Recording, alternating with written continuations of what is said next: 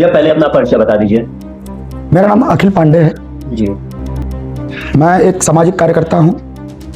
गरीबों की, वंचितों की, शोषितों की आवाज उठाना मेरा दायित्व है, कर्तव्य है। और यही हमको भी लगता है कि मानव धर्म भी यही है। खुद के लिए जिया तो क्या जिया, है काम आदमी का औरों के काम आना। यूजीसी एक्ट पर आप क्या अपनी बात रखना चाह रहे हैं? क्या उसमें लागू होना चाहिए और क्या नहीं लागू होना चाहिए? क्योंकि देश में आप देख रहे हैं कोने कोने में काफी बवाल मचा हुआ है। स्वर समाज और फिर उसके बाद दलित समाज लागू कराने में और स्वर समाज उसको हटवाने में आपकी क्या राय है? आप क्या इस पे बात रखना चाहते हैं? देखिए, बड़ा अच्छा प्रश्न है। कई तार्किकों ने अपने अपने तरीके से इसका उत्तर दिया है। कुछ ने विरोध के रूप में, कुछ ने समर्थन के रूप में।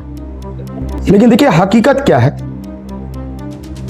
यूजीसी बिल बनाया गया है महाविद्यालय और विश्वविद्यालयों के लिए।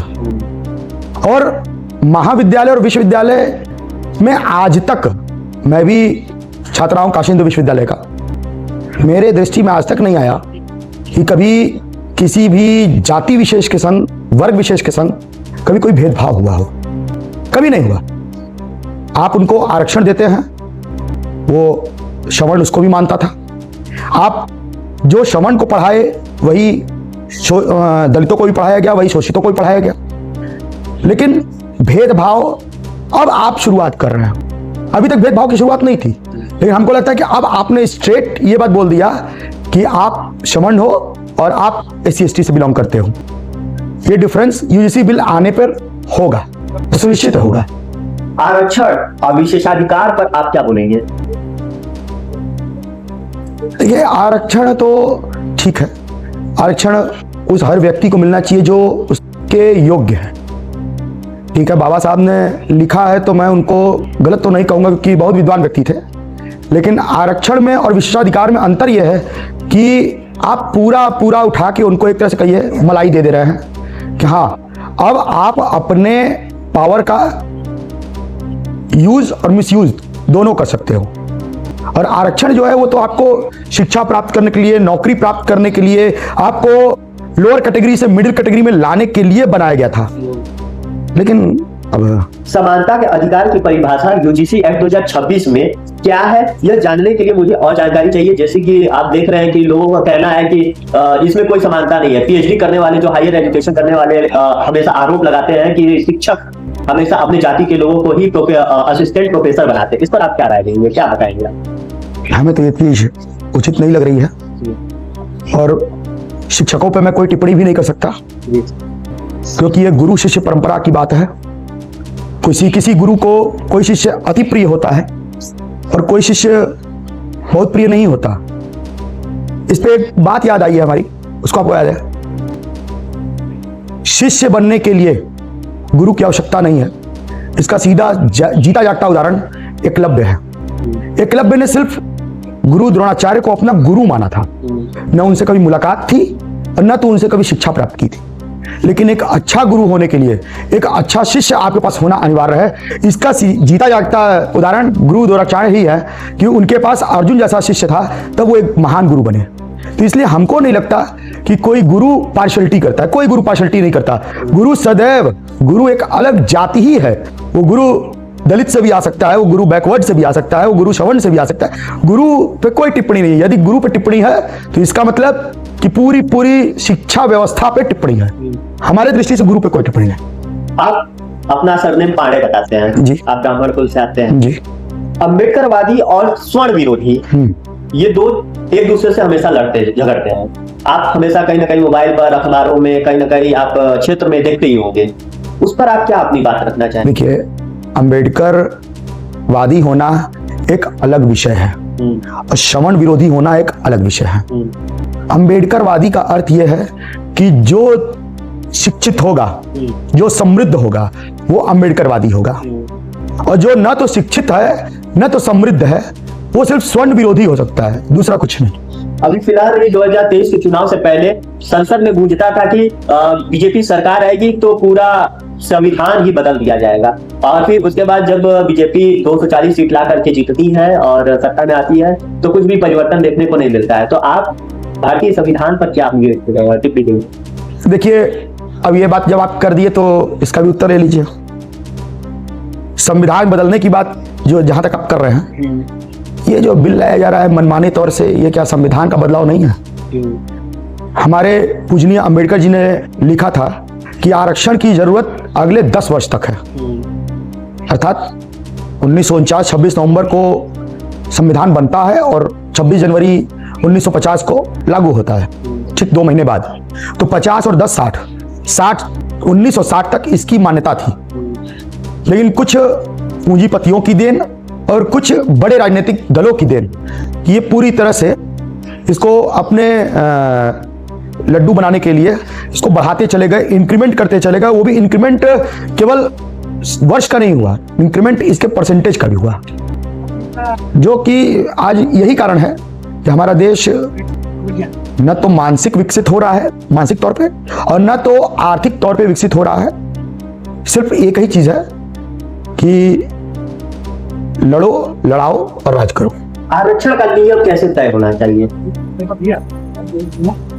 देखिए, आरक्षण एक बहुत बृहद मुद्दा है, बहुत बृहद। इस पे मेरे कुछ भी बोलने का अर्थ होगा सूरज को दिया दिखाना, लेकिन प्रयास करता हूं अपने स्तर से इसको सुलझाने का।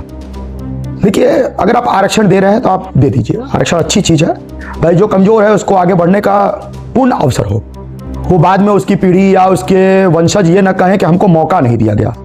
लेकिन देखिए, उसको 4 कैटेगरी में बाइफरकेट कर दिया है। अगर या तो आप हायर एजुकेशन, बेस्ट एजुकेशन लेने के लिए आप इस्तेमाल कर लो आरक्षण को, तो आप अगर बेस्ट एजुकेशन ले लेते हो, अच्छी एजुकेशन आपको मिल जाती है, तो उसके बाद तो आप फिर अपने बल पे नौकरी पा सकते हो।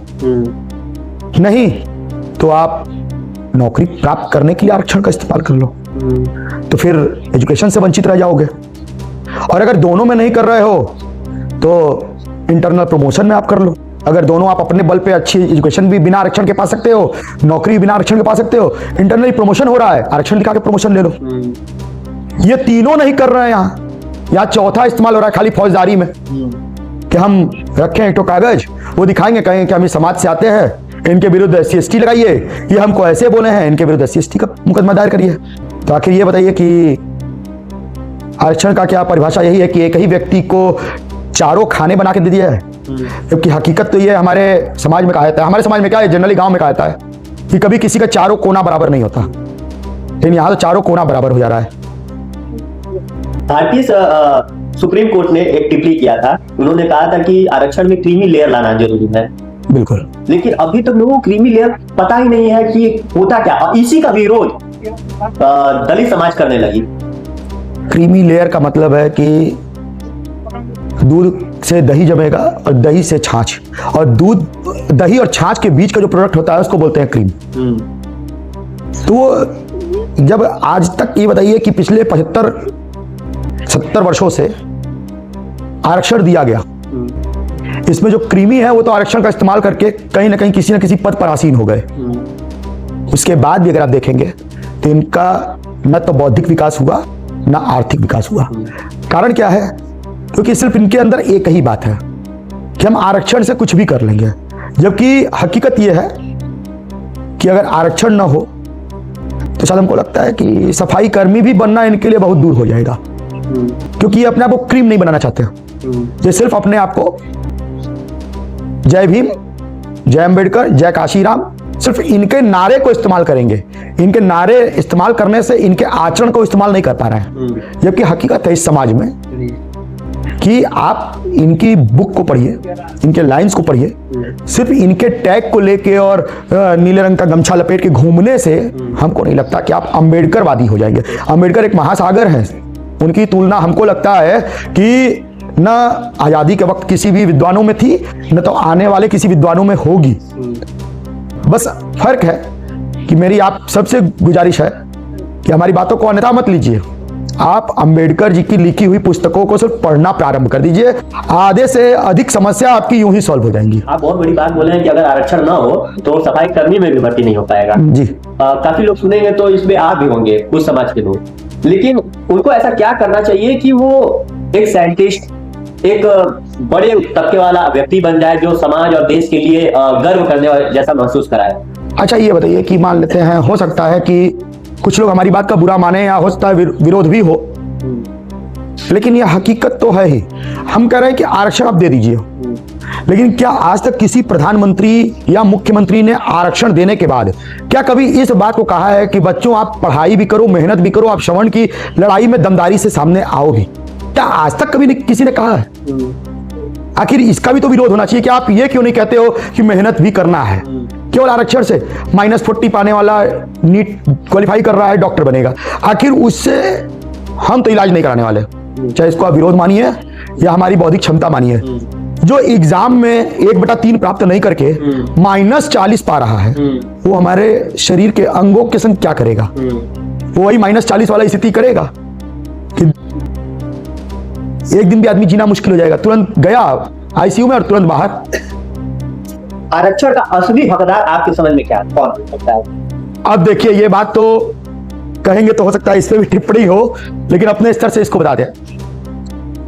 आरक्षण के लिए एक सर्वे करना कि जिसकी सबसे अधिक भूमिका देश में समाज सुधारक के रूप में हुई हो, देश में दान देने के लिए हुई हो, देश में आजादी की कुर्बानी में हुई हो, उसके आधार पर आरक्षण बांट दें, स्पष्ट हो जाएगा। एक बाबा साहब ने संविधान लिखा और उनके पूरे समाज को इकट्ठा आरक्षण दे दिया गया। ये बात सही है ना? जब ये बात सही है तो आखिर मंगल पांडे ने जिस क्रांति का प्रारंभ किया उसके वंशजों का क्या होगा? भगत सिंह ने जिस क्रांति में अपनी फांसी लगवा ली हंसते हंसते, उनके वंशजों का क्या होगा? अब्दुल कलाम आजाद, उनके वंशजों का क्या होगा? आखिर आरक्षण सिर्फ एक व्यक्ति को अगर देख के आप दे रहे हैं तो उनसे ही पूर्व में बहुत से लोगों ने अपने जान हंसते हंसते गंवाए हैं, और वो इसलिए गंवाए हैं कि आने वाली पीढ़ी हमारी सुरक्षित हो और एक शिक्षित राष्ट्र का निर्माण हो सके। आरक्षण की अगर हम बात करें तो जो दबे हुए समाज है, अभी भी आज भी आप जाएंगे गांव-गांव में तो दबे हुए समाज है, उसको कैसे उठाया जाए? क्योंकि उनके मन में यही बसा हुआ है कि हमें दबाया जा रहा है हर जगह, हमारे लोग नहीं है हर जगह, हम अधिकारी से लेकर के न्याय से लेकर के हम हर जगह से दबे हुए हैं। तो इस पर आप क्या बोलना चाहेंगे? अच्छा, ये बताइए, मान लीजिए दबाया जा रहा है, उनकी बातों को हम लोग सुन भी रहे हैं, विचार भी कर रहे हैं। 75 वर्षों से मिला आरक्षण से तो आप नहीं पनप पाए, और हर सरकारों ने अपने हिसाब से आरक्षण का प्रावधान बनाया, नहीं पनप पा रहे हो, और उसके बाद कह रहे हो कि दबाया जा रहा है। आखिर दबाने की परिभाषा क्या है? ऐसा कौन सा सवर्ण समाज का व्यक्ति है जो पिछले 75 वर्षों में किसी दलित का घर कब्जा किया हो या किसी दलित को काट के फेंक दिया हो? ऐसा कौन सा सवर्ण का व्यक्ति है? हमारी दृष्टि में तो नहीं है कोई। और सीधी सी बात कि अगर आपके अंदर टैलेंट है, आप क्वालिफाइड हैं, तो ब्रह्मा विष्णु महेश तो आपको दबा ही नहीं सकते। हम और आप क्या हैं? इसका जीता जागता उदाहरण चाहे महर्षि अगस्त्य रहे हों, चाहे महर्षि वाल्मीकि रहे हों, चाहे कालिदास रहे हों, चाहे तुलसीदास रहे हों, सब लोग ने अपनी विद्वता से कब्जा बनाया है।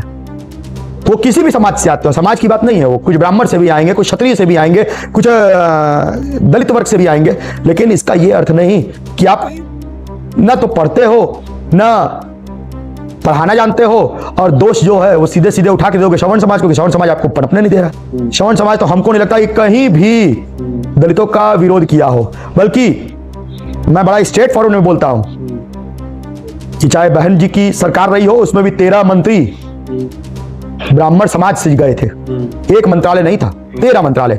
और उसी बहन जी ने नारा दिया था, तिलक तराजू और तलवार मारो इनको जूते चार। तो आखिर नारा आप देते हो और दबाने की बात हमारे ऊपर रख देते हो, ये बात तो सही नहीं है।